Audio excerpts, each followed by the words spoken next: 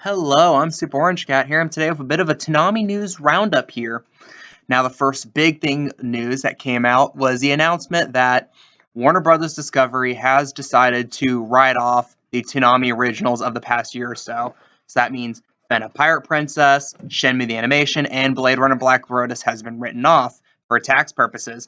And what this means for the average Toonami fan is that you will never be seeing those shows again on Toonami. However, as of now, and this can change, it's apparently available for sale on like iTunes, Vudu, Amazon, and all that stuff. And that is partially because of the fact that these, well, and particularly two of them, Fena and Shenmue, I believe, are Crunchyroll originals too, so they're available through those avenues. But at the same time, with the tax write-off, you're not going to be seeing too much of it. And also, this writes off the possibility of ever seeing a second season of any of these shows. We already got the announcement that Fena was a done deal. We're not getting a second season there. But at the same time, there was still kind of an open door on both Blade Runner and on Shenmue. Shenmue in particular, because that was actually pretty popular. And Jason DeMarco himself confirmed we're not getting a Shenmue season 2 today or yesterday. It was either overnight or today. Made the announcement there's no Shenmue season 2. It's a done deal. We're never seeing those on Toonami again. And again, and this goes to the whole thing I mentioned how we had that announcement a few weeks ago or months ago at this point that Toonami was going to more or less be spared from Warner Brothers Discovery, which turned out to not be the truth, as you can clearly tell. And it raises questions to the viability of Toonami long term. If anything Toonami makes, they get the originals for, end up just getting written off as these shows have. What's to say? What becomes the life expectancy of something like Housing Complex C, which debuts this Saturday night at midnight, or something like Uzumaki, which is set to debut next year after 2-3 years of delays? And that's really a very valid question to ask because, well, Warner's Brothers Discovery probably didn't have the money to even Warner or Discovery didn't have the money to merge with Warner Media, and they're trying to find money by writing these off.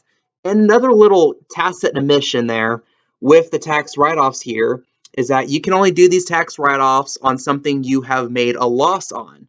So that is confirmation that Shenmue, Blade Runner, and Fena, from the perspective of Toonami slash Warner Bros. Discovery, was actually a net loss. So that's kind of even worse there because it showed that despite, especially Shenmue and the first half or so of Fena getting actually quite a bit of buzz, it was not enough to turn things profitable.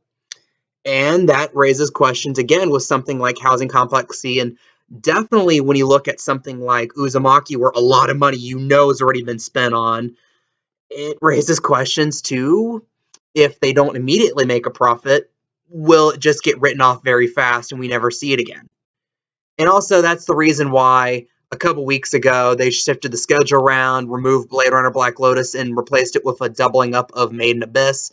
It was actually not what I said with the whole maybe speeding through Made in Abyss because they're going to make an announcement in a couple weeks that they might have gotten the movie or something, which I admit it was a bit of a pipe dream. It was not that. It was the fact that they had to get Blade Runner Black Lotus off the schedule.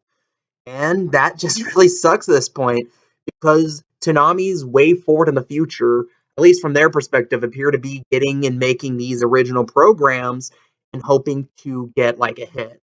How Netflix throws all their money into all these originals, hoping to get the next like Stranger Things or some property that becomes absolutely massive. That's what Toonami kind of is, but at a much smaller scale. And it never really, to this point, it hasn't hit that. And Uzumaki is a limited run thing. Uzumaki is something that has to only be 4 episodes because there is no more Uzumaki after that. Junji Ito's made that his one-off story. We're not getting more of that. And that just really sucks because it does not bode well long term for the future of Toonami.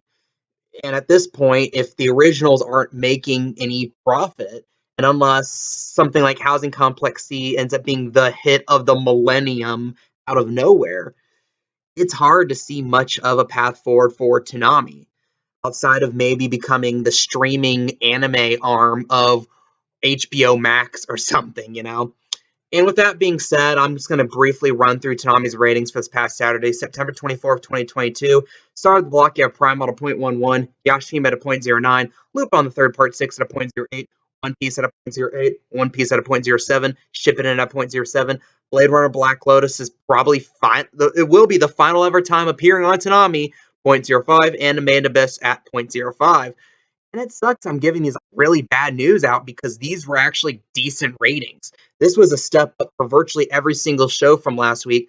Primal got over that mythical zero point 0.1 number, and really the shows after that retained well. Even Yashihime, which has been very mercurial in its retention, retained well.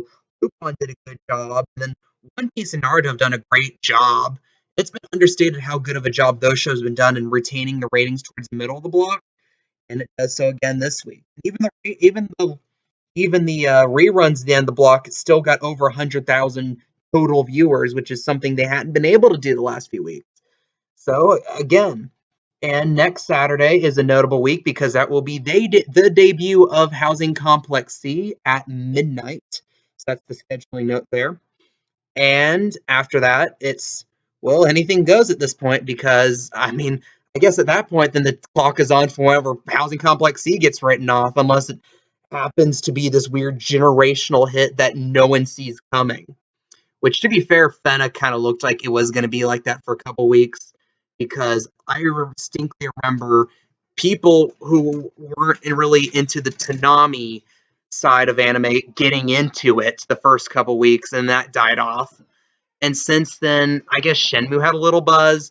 I don't recall any buzz at all for Blade Runner Black Lotus. Kind of weird considering it's far and away the biggest setup IP of the three, but people weren't into it. Apparently, Blade Runner fans really hated it, But I'm not a diehard Blade Runner fan, so I wouldn't necessarily know for sure. But I've been told by people that Blade Runner fans did not like it.